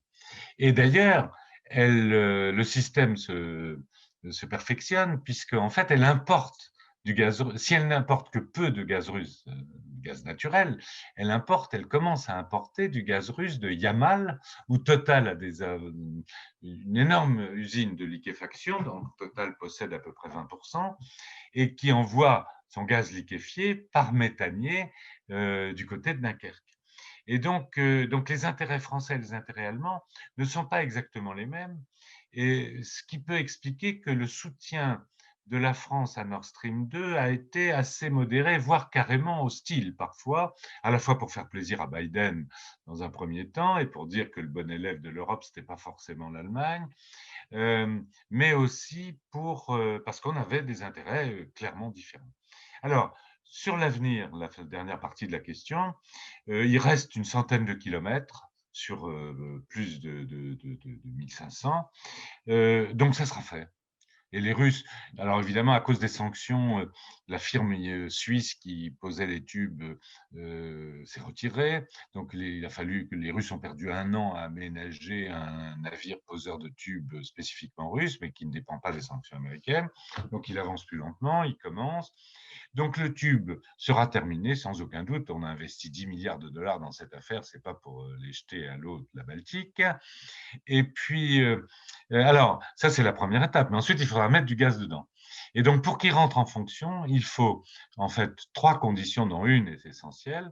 La première condition, c'est que les Allemands négocient un modus vivendi avec les Américains, et je pense qu'ils y arriveront.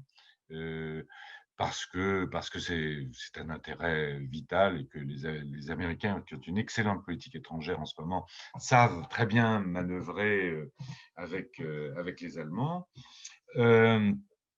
La deuxième condition, c'est qu'évidemment, il faut préserver les intérêts de l'Ukraine, parce que ce n'est pas l'Europe qui va étrangler l'Ukraine, donc il faudra prolonger cet accord sur 5 ans qui a été signé l'an dernier.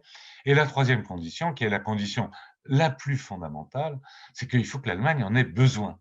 Et donc, il faut qu'il y ait une relance économique en Allemagne, et la conjonction d'une relance économique, de la nécessité d'une transition énergétique, et puis l'Allemagne a annoncé qu'elle supprimait en 2030 l'ensemble de ses centrales au charbon, eh bien tout ça fait que j'ai le sentiment que Nord Stream 2 se fera. Et ben justement, vous parlez de la question américaine et donc, est-ce que vous pourriez détailler ou envisager quelle sera la politique de Monsieur Biden vis-à-vis de la Russie, j'ai envie de dire aussi bien en Europe que sur d'autres questions internationales comme la Syrie? Alors, d'abord, l'inspiration générale de la politique de Biden, c'est en gros la reconstitution des blocs, hein. Donc, bloc des démocraties contre bloc des pays autoritaires. Alors, quand vous êtes dans cette logique-là, vous êtes un peu dans une logique de 2 poids, 2 mesures.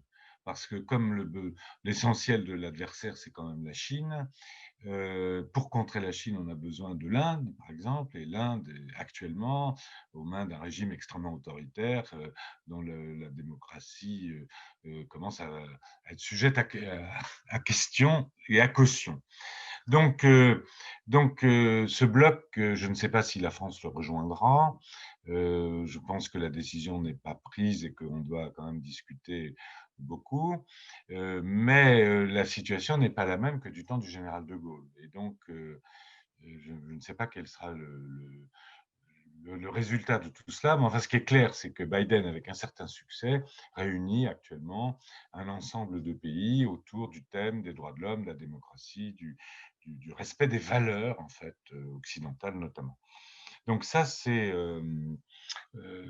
l'inspiration générale.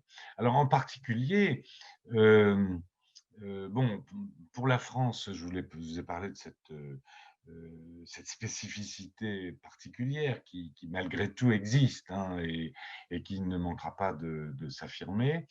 Pour la Russie, en gros, on voit très bien ce que Biden fait avec la Russie. Ça consiste à dire, en gros, on ne se fait pas d'illusions, vous êtes des méchants, vous êtes dans l'autre bloc, mais on est des pays sérieux et on parle des problèmes sérieux. Et le fait que, au moment même où Biden traitait Poutine de tueur, ce qui ne s'est jamais vu dans les annales diplomatiques, hein, c'est d'une violence absolument incroyable, parce que la violence, elle est dans les faits, mais dans les paroles, elle ne l'est pas. Dans le langage diplomatique, on ne fait pas ça.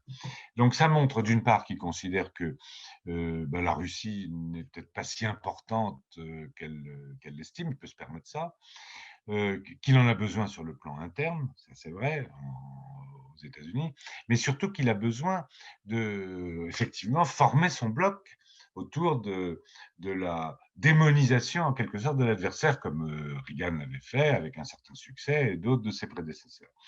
Bon, une fois cela fait, on a fait un peu de gesticulation, on a envoyé des bateaux en mer Noire, il y a ces manœuvres Defender 21. De son côté, les Russes font des manœuvres qu'on n'a jamais vues, même Zapad 17. n'avait pas l'ampleur des manœuvres pardon, qui ont été mises en œuvre récemment.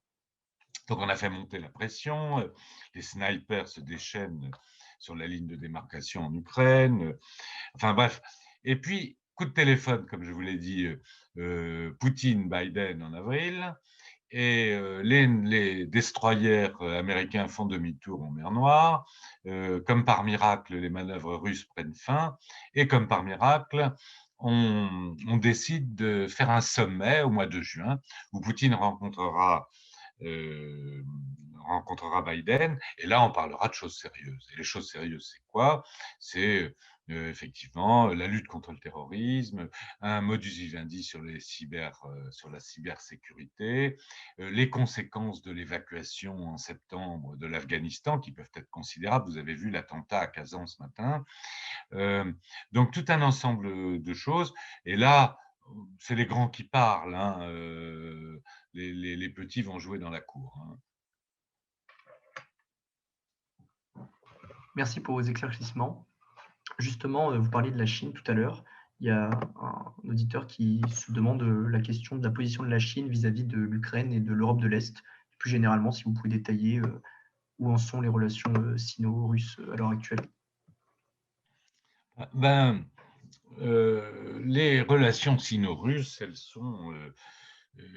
sont à la mesure du durcissement des relations entre l'Ouest et la Russie. Mais elles ne vont pas si loin qu'on l'imagine. Lorsque il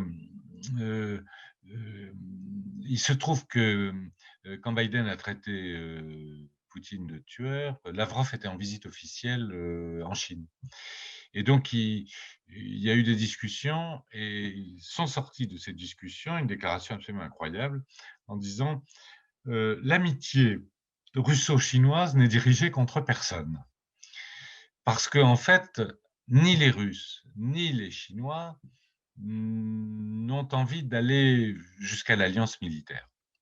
Donc il y a beaucoup de verrous qui ont lâché dans la relation russo-chinoise, d'énormes verrous qui ont lâché, hein, qui font d'ailleurs que l'Allemagne a perdu 5 points de part de marché, enfin entre 4 et 5 points de part de marché russe. Mais ces verrous, c'est la technologie, les transferts de technologie. Maintenant, c'est fini. Il y avait un blocage russe sur la technologie spatiale, aéronautique, etc. Maintenant, c'est largement fini. Verrou bancaire qui a sauté. Les banques chinoises, maintenant, déploient, ne serait-ce que parce que, comme on a, par exemple, quand Total a voulu prendre une participation dans le gisement de Yamal et dans surtout l'usine de liquéfaction de Yamal, les banques françaises qui, elles, se soumettent aux sanctions américaines et non pas aux sanctions françaises. D'ailleurs, toutes les entreprises d'Europe occidentale se soumettent aux sanctions américaines, pas aux sanctions. Pour ça, la levée des sanctions européennes, en l'absence de levée de sanctions américaines, n'aura pas vraiment de conséquences concrètes importantes, parce que compte tenu de l'extraterritorialité des sanctions américaines, les sanctions s'appliquent aux entreprises européennes qui s'alignent sur les sanctions américaines. Donc, on n'a pas trouvé de financement. Et qui a financé? C'est les Chinois. Donc, ce sont les Chinois, mais que bien sûr, on n'a rien pour rien. Et du coup, les Chinois ont pris une part encore plus grande que la part de Total, et dans l'usine de liquéfaction, et dans le gisement. Et c'est intéressant parce que c'était aussi un point de blocage. Jamais jusqu'à présent, les Russes n'avaient laissé les Chinois prendre des participations directes dans les gisements. Là, c'est fini. Donc, il y a beaucoup de verrous qui ont sauté. Ils vont faire un avion concurrent de l'Airbus 350 ensemble. Ça veut dire que la technologie russe, qui est assez avancée dans ce domaine, a été, en tout cas, ils sont prêts à la partager. Donc, il y a beaucoup de choses. Mais on n'en est pas à l'alliance militaire.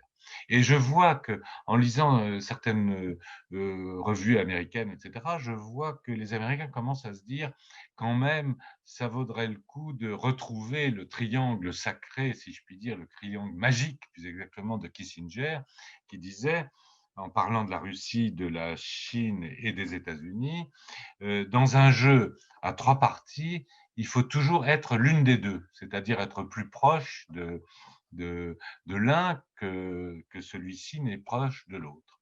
Et donc, je pense que les Américains vont revenir, je vois mal qu'ils puissent faire autrement à cette logique, étant entendu qu'ils ne ramèneront pas la Russie. La Russie, en tout cas dans sa configuration actuelle, jouera un jeu particulier et cherchera aussi à jouer sur tous les tableaux comme les Américains vont le faire. Mais pour l'instant, nous sommes dans une logique différente qui consiste en fait à acculer progressivement la Russie, à la jeter en quelque sorte dans les bras de la Chine.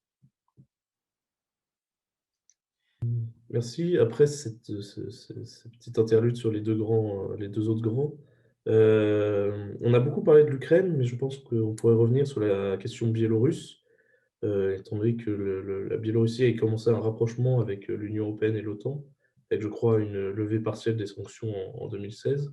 Oui. Mais les événements plus récents, avec la fuite de la gagnante potentielle et le maintien en poste du président actuel, ont déstabilisé la Biélorussie qui se retrouve jetée dans les bras russes. Donc si vous pouviez redétailler cette situation. Alors, moi je dirais la Biélorussie, elle a toujours été dans les bras russes, hein. Hem Et alors effectivement, les sanctions qu'on a prises, c'était, on les a levées en 2016 et on les a prises en 2004, 2005, je me souviens plus très bien. Donc, effectivement, on accentue encore ce phénomène. Hem, En fait, effectivement, la Biélorussie, c'est une des républiques, que Staline avait créé, enfin, concrétisées pour avoir 3 sièges au lieu d'un seul à l'ONU. Il y a une langue biélorusse, c'est vrai, mais depuis des siècles de culture russe et de comment dirais-je, de symbiose, en fait, la Biélorussie est le plus russe de tous les États de la République socialiste soviétique de l'époque. Donc, tout le monde parle russe et simplement, elle a eu un gouvernement en la personne de Loukachenko, qui est un ancien dirigeant de Sovkhoz, un vrai soviétique pur et dur. Elle a eu un président qui croyait à l'indépendance de la Biélorussie, il y croit encore, et surtout, sans contester la proximité énorme avec la Russie, a voulu garder, peut-être parce que c'était son pouvoir, une indépendance réelle vis-à-vis de la Russie. Et donc, c'est pour ça qu'on dit qu'on a les sanctions ont poussé la Biélorussie dans les bras, la Biélorussie dans les bras de la Russie. Mais dans la réalité, la Biélorussie a signé avec la Russie en 97 et 99 deux traités qui sont des traités de l'Union des États. Et pourquoi la Biélorussie a signé ça? Parce que 50% de son commerce extérieur, c'est la Russie, et même plus, hein, ça fait presque 60% de ses importations, de ses exportations, pardon, que le budget biélorusse est alimenté par l'achat de gaz à des conditions tout à fait privilégiées, de pétrole surtout, pardon, de pétrole à des conditions privilégiées à la Russie, qu'elle revend après l'avoir raffiné sur des marchés extérieurs, ce qui lui rapporte un bonus absolument considérable. Et d'ailleurs, régulièrement, tous les 2 ou 3 ans, les Russes disent qu'il y en a assez de vendre à des prix privilégiés nos hydrocarbures pour permettre à Loukachenko de s'en mettre plein les poches et d'équilibrer son budget. Donc, il y a eu une crise qui s'est terminée, qui a duré 2 ans, qui s'est terminée en février 2020, où les Russes ont accepté de faire sauter en faveur de la Biélorussie, en tout cas d'aménager en faveur de la Biélorussie, leurs taxes à l'exportation qui risquaient de peser sur le budget biélorusse. Ça, c'était avant les élections biélorusses. Donc, en fait, la Biélorussie, euh, qui est un allié privilégié de la Russie, qui est membre fondateur de toutes les organisations que la Russie a créées pour asseoir son influence à la fois en Asie centrale et en Europe orientale. Elle est membre fondatrice de l'Organisation du traité de sécurité collective, membre fondatrice, c'est à Bielovège, enfin près de Minsk, qu'on a créé la communauté des États indépendants. Elle est membre fondatrice de l'Union eurasiatique, économique eurasiatique. Enfin, c'est vraiment le compagnon de route le plus fidèle. Mais en même temps, la Biélorussie a décidé de négocier des compensations pour cette alliance. Et cette négociation, parfois, tourne un peu au vinaigre. Donc, à un moment, les Russes ont interdit l'exportation de produits laitiers biélorusses, ce qui a posé des problèmes économiques importants, où ils ont sanctionné les Biélorusses qui s'étaient empressés au moment du contre-embargo russe sur les produits alimentaires européens. La Biélorussie s'est empressée de devenir une sorte de plateforme de contrebande et de trafic pour réorienter des exportations européennes vers la Biélorussie, vers la Russie, grâce à la suppression de toute barrière douanière dans le cadre de l'Union économique eurasiatique. Donc ça, on y a mis fin aussi, mais ça n'a pas été sans heurts. Donc c'est une négociation difficile, souvent acrimonieuse, mais sur le fond, quand même, la Biélorussie était un allié fidèle et solide de la Russie. Il y a eu aussi un problème sur une base aérienne. Les Russes voulaient construire une base aérienne, mais les Biélorusses n'ont pas voulu. Mais en revanche, ils ont acheté des systèmes S-400 anti-aériens russes. Enfin, il y a une espèce de jeu subtil. Et puis là, les élections d'août 2020, ça a été la goutte qui a, j'allais dire, oui, qui a déstabilisé cet ensemble de relations un peu ambiguës, mais finalement relativement stables. Et donc ces élections truquées, 80% de voix pour Loukachenko, les principaux opposants en tôle, y compris des opposants soutenus par les Russes, par exemple Babariko, Viktor Babariko, qui est un ancien de Gazprom, en fait, s'appelle le Belgazprom, qui était la banque de Gazprom en Biélorussie, et qui est en prison pour trahison ou collusion avec l'ennemi, enfin, parce que Loukachenko ne dédaignait pas s'opposer à la Russie. Il a notamment déclaré avoir démantelé un complot visant à le déstabiliser avant les élections. Et on a arrêté 15 agents secrets russes qui ont été rapatriés avec pertes et fracas en Russie. Enfin, il aime bien se positionner comme le défenseur de l'indépendance. Mais cela dit, il a mis en tôle effectivement Babariko, il a mis en tôle aussi un autre opposant, Tikhanovsky, dont l'épouse, Tsepkalo aussi, enfin bon, et dont l'épouse, professeure d'anglais, innocente comme l'agneau qui vient de naître, a suscité l'enthousiasme des foules et donc a littéralement mis dans la rue des centaines de milliers de, de Biélorusses après falsification des élections, donc pour la démocratie, etc. Et donc là, effectivement, la situation était très difficile pour Loukachenko et très complexe pour les Russes. Les Russes n'aiment pas Loukachenko. Poutine le considère comme un rustre à peine sorti de son sauve-cause. Mais en même temps, comme je vous l'ai dit, c'est quand même un allié sérieux et solide pour la Russie. Donc, les Russes essayent de manœuvrer. Alors, manque de chance pour eux, Tikhanovskaya, parce que à la différence de l'Ukraine, toutes les manifestations en Biélorussie n'étaient pas du tout anti-russes, elles sont contre Loukachenko. Mais le dernier sondage qui a été fait dans l'opinion biélorusse juste avant les événements, il date de 2019, montrait qu'il y a plus de 50% des Biélorusses qui veulent le rattachement pur et simple de la Biélorussie à la Russie. Donc, c'est quand même un score absolument exceptionnel. Alors, ces sondages, on peut peut-être s'interroger, etc., mais il n'en reste pas moins que ça reflète une réalité sociologique de proximité. Voilà. Alors, c'est ça ce que les Russes veulent préserver. Donc, une raison de plus pour ne pas soutenir Loukachenko, sinon comme la corde soutient le pendu. Simplement, Tikhanovskaya, elle fait partie de cette minorité qu'on retrouve à Moscou et ailleurs, de la classe créative, qui est en fait beaucoup plus proche de l'Occident. Et donc, elle a fichu le camp. Elle a probablement bien fait parce qu'elle aurait eu des ennuis. Et donc, parce que tous les opposants sont emprisonnés, hein, pratiquement.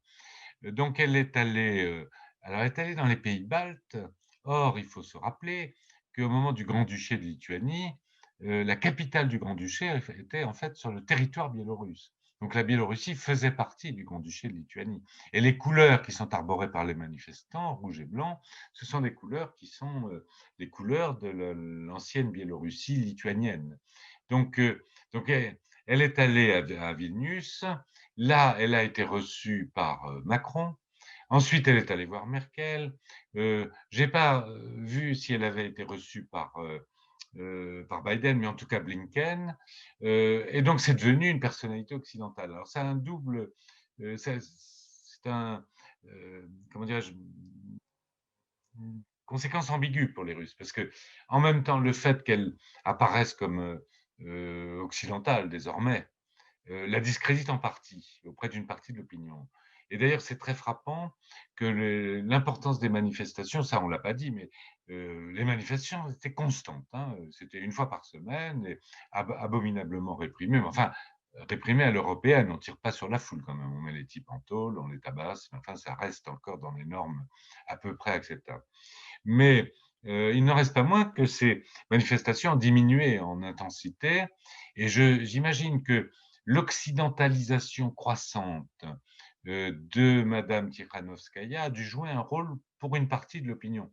Parce qu'il était clair que, disons, 80% de l'opinion biélorusse était pour le départ de Loukachenko. Donc, dans ce contexte, les Russes ont un jeu un peu ambigu parce que ils ont, à partir du moment évidemment où Tikhanovskaya devenait occidentale, on ne pouvait pas jouer Tikhanovskaya. D'ailleurs, professeur d'anglais, ça sent mauvais déjà dès le départ pour les Russes. Donc, donc ils ont accentué un peu leur soutien à Loukachenko. Donc, on lui a donné 1,5 milliard de dollars pour tenir à bout de bras son économie. On lui a donné des conseils. Il faut faire une nouvelle constitution, un référendum. Il faut tenir compte de l'opposition. Alors, Loukachenko a fait une réunion bidon avec 3 types qu'on a sortis de prison et 2 experts politologues un peu abrutis, etc. Enfin bref, donc il fait un référendum. Et d'ailleurs, je ne suis même pas sûr, il faut que je voie les derniers journaux, mais je ne suis même pas sûr que ça passe par un référendum, il prendrait trop de risques. Mais en tout cas, il va y avoir une nouvelle constitution, parce que ça, il l'a dit à Poutine. Et donc, la nouvelle constitution, en fait, je crois que le résultat principal, ça sera un rapprochement nouveau avec l'union des États prévue par les traités de 94 et 97. Mais de toute façon, la Biélorussie, c'est pas l'Ukraine. C'est très proche de la Russie à beaucoup d'égards.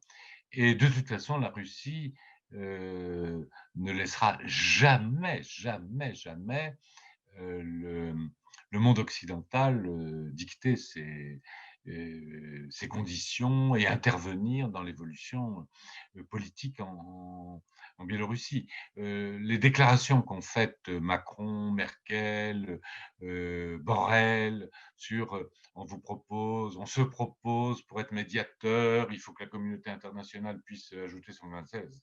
C'est l'horreur absolue pour les Russes. Hein. La Biélorussie, ça fait partie vraiment du précaré. Mais je crois que Loukachenko verra ses jours comptés.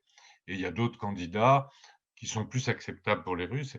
Et les Russes ont réussi en Asie centrale des successions en douceur qui sont acceptables pour eux et qui leur permettent de garder un minimum d'influence. Ils n'ont pas d'ambition excessive. Pour la Biélorussie, c'est un peu différent, mais en Asie centrale, mais ils arrivent à assurer des successions qui leur permettent de conserver leur influence. Et donc, je pense que ça va se faire en douceur, mais Loukachenko partira et on mettra peut-être Babariko, qui a été blanchi par son séjour en prison, ou d'autres. Mais en tout cas, les Russes, là, ils ont des candidats. Mais ça ne sera pas Tikhanovskaya, ça c'est clair. Merci beaucoup pour cette réponse très détaillée. Si vous le souhaitez, nous pouvons nous arrêter aux 2 dernières questions, si Oui, cela très vous bien. convient.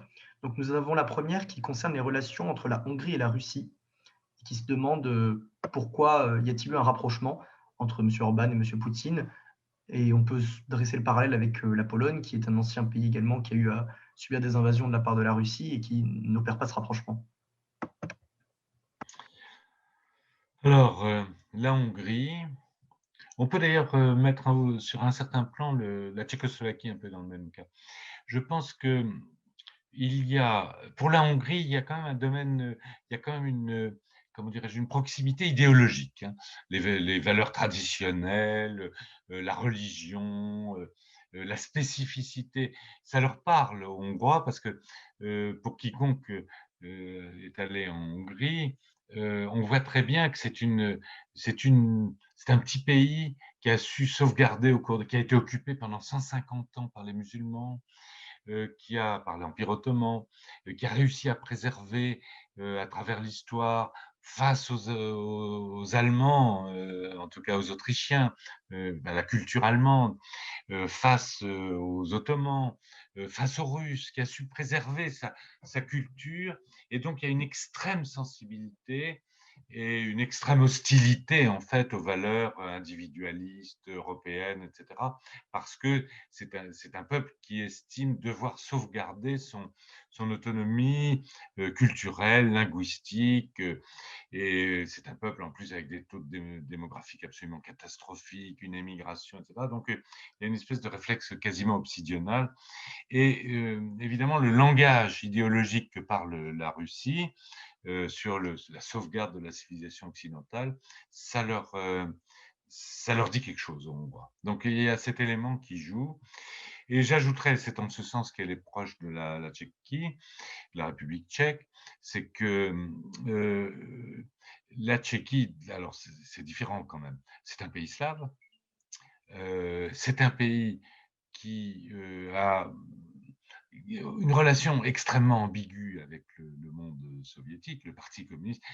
Quand le Parti communiste est arrivé au pouvoir en Tchécoslovaquie, donc après la guerre, il était soutenu par minimum un tiers, voire je dirais la moitié de l'opinion. Parce qu'il y avait une tradition communiste pro-russe. Alors évidemment, les Russes, après, il y a eu le printemps de Prague, enfin, mais il n'en reste pas moins qu'il y a cette communauté slave et cette communauté et des souvenirs de l'Union soviétique qui ne sont pas forcément des souvenirs toujours catastrophiques. Je pèse mes mots.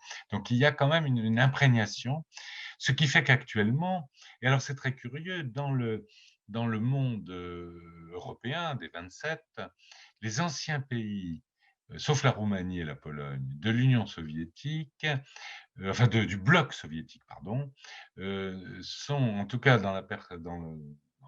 pour la Tchécoslovaquie et la Hongrie, sont des pays qui sont plutôt favorables à établir de bonnes relations avec la Russie, même s'ils n'ont pas le poids suffisant pour le faire. À un moment, la Hongrie était tentée de le faire, l'Allemagne lui a tapé sur le nez et elle s'est écrasée.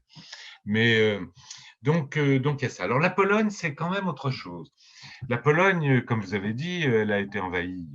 Il y a eu 3 partages de la Pologne, je le rappelle quand même, entre l'Autriche et la Russie. Et c'est réciproque, puisque la Pologne a pris Moscou au XVIIe siècle. Et donc les Polonais ont profité du temps des troupes pour conquérir pratiquement la moitié de la Russie d'Europe. Donc c'est en sens inverse, les Soviétiques ont failli prendre Varsovie en 1920 et c'est la France qui les a aidés avec Weygand et le général de Gaulle. Donc il y a une relation quand même historique de rivalité, il y a une différence de religion entre catholiques d'un côté et orthodoxes de l'autre, qui a permis, comme je vous l'ai dit, à la Russie de mettre la main sur l'Ukraine. Donc, il y a quand même une tradition de culture, enfin d'hostilité, enfin de rivalité en tout cas. Alors, cela dit, c'est plus complexe que ça parce que quand on regarde l'histoire, donc l'occupation de la Pologne par la Russie a aussi laissé des traces, incontestablement. Donc, il y a une bonne connaissance des cultures réciproques. Et on a cru à un moment, jusqu'au crash de l'avion, c'était en 2012, et qui a tué le Premier ministre Kaczynski, pardon, et puis et la moitié du gouvernement, ils allaient où? En fait, ils allaient du côté de Smolensk pour une grande réconciliation autour du massacre de Katyn. Et on a cru à ce moment-là que la Pologne et la Russie se réconciliaient. Et ils avaient même décidé d'écrire un manuel d'histoire commun pour trouver un roman commun de leur histoire qui était quand même souvent conflictuelle. Et donc, ça avait beaucoup avancé. Et c'est pour ça, d'ailleurs, on s'interroge quand même sur alors, en fait, manifestement, c'est un manque de peau. Le pilote, ils étaient tous sous. Le président Kaczynski a obligé le pilote qui ne voulait pas atterrir parce qu'il y avait de la brume et du vent et des conditions atroces. Il a obligé à atterrir. On a les enregistrements. Enfin, bon. Donc, mais le frère jumeau, lui, quand il est arrivé au pouvoir, il a dit « On m'a tué mon frère ».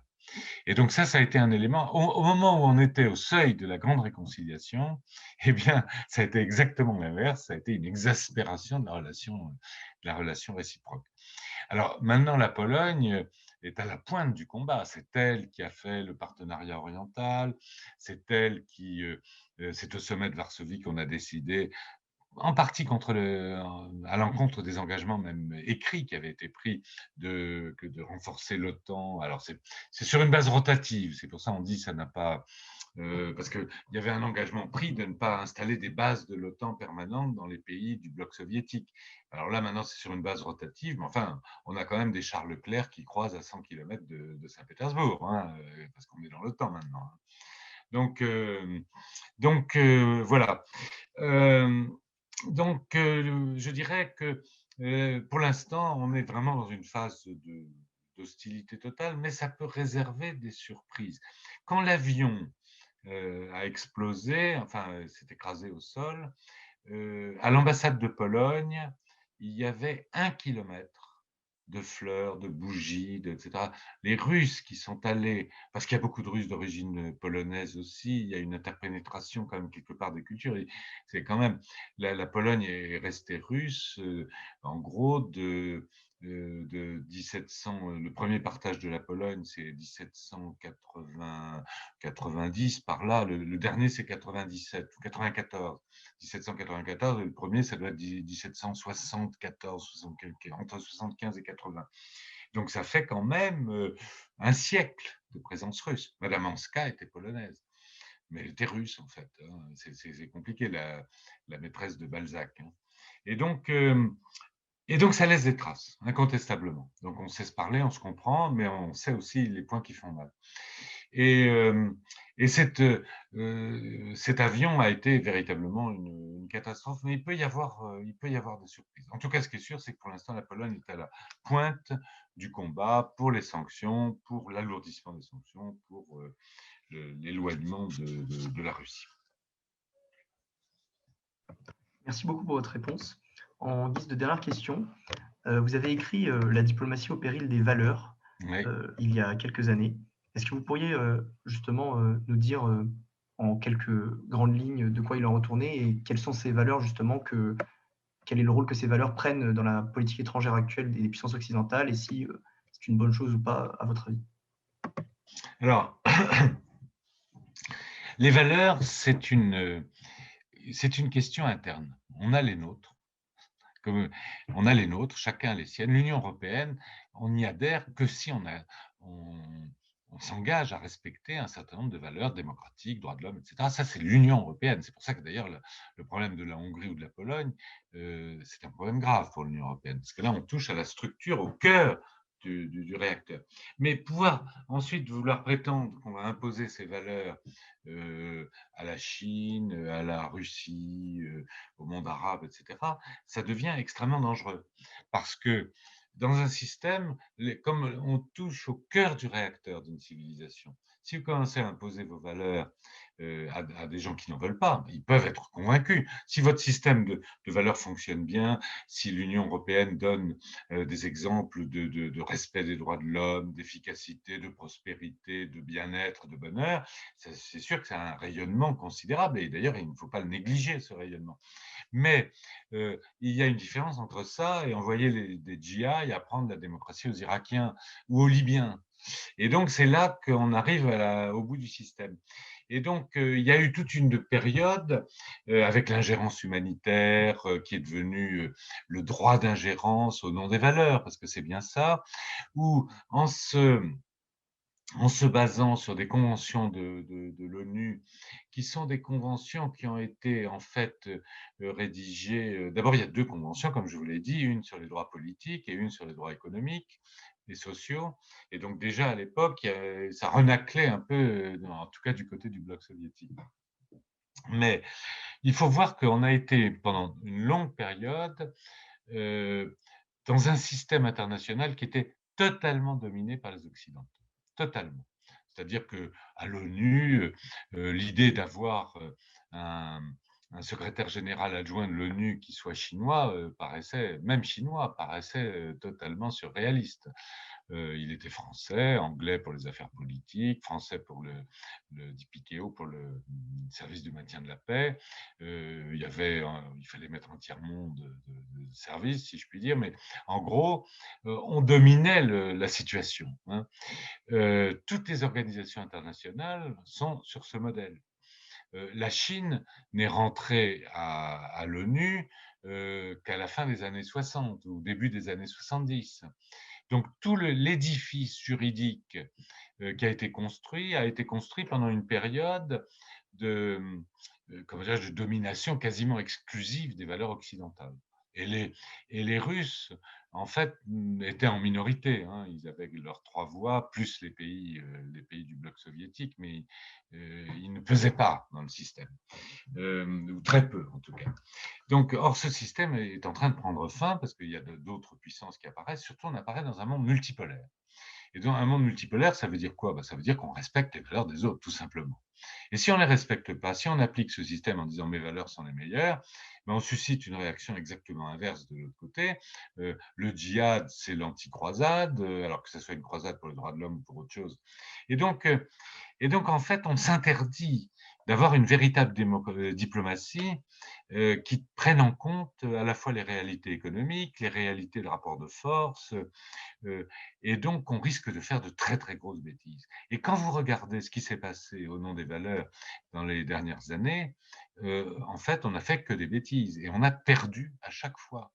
On a perdu en Afghanistan, c'est la débâcle là, maintenant. On a perdu en Libye, on a perdu en Irak.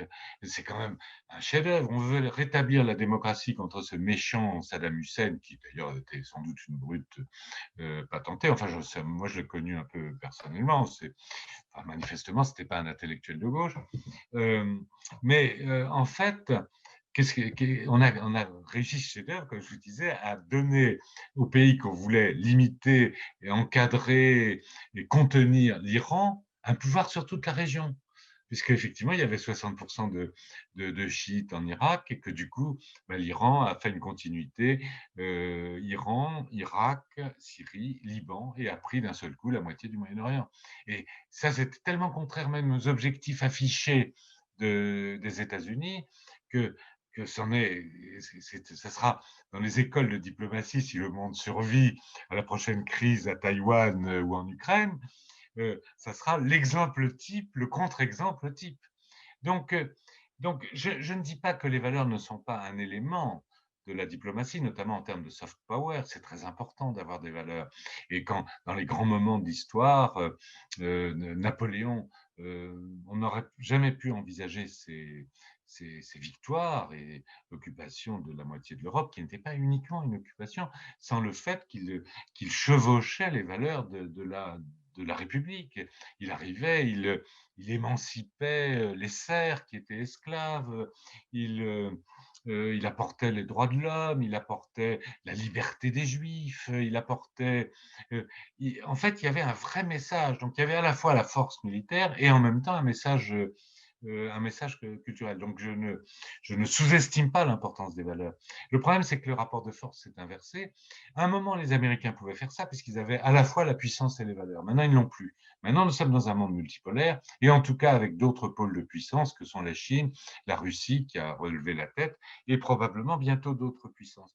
Donc, à ce moment-là, une diplomatie des valeurs, ça devient une absurdité parce que ça consiste à se donner le droit d'aller mettre son nez dans les affaires des autres au besoin par une intervention armée. Et ça, c'est refusé par tout le monde. Et quand vous regardez effectivement la liste des interventions militaires de l'Occident en dehors de son précaré, en dehors de son territoire, c'est le récit d'une très longue catastrophe et justement le récit d'une dégradation du potentiel attractif des valeurs occidentales. Monsieur l'ambassadeur, nous tenons à vous remercier très sincèrement pour cette conférence qui fut en tout point passionnante. Nous tenons également à nous excuser pour nos auditeurs dont nous n'avons pas pu poser toutes les questions. Il y en avait beaucoup sur le chat.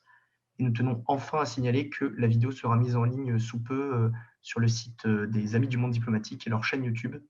Donc, au nom du Café Diplo de l'École Polytechnique, nous vous remercions d'avoir accepté notre invitation. Merci à vous. Merci. Nous vous souhaitons à tous une très bonne soirée.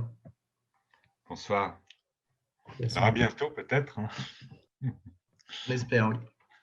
Au revoir. Au revoir, monsieur.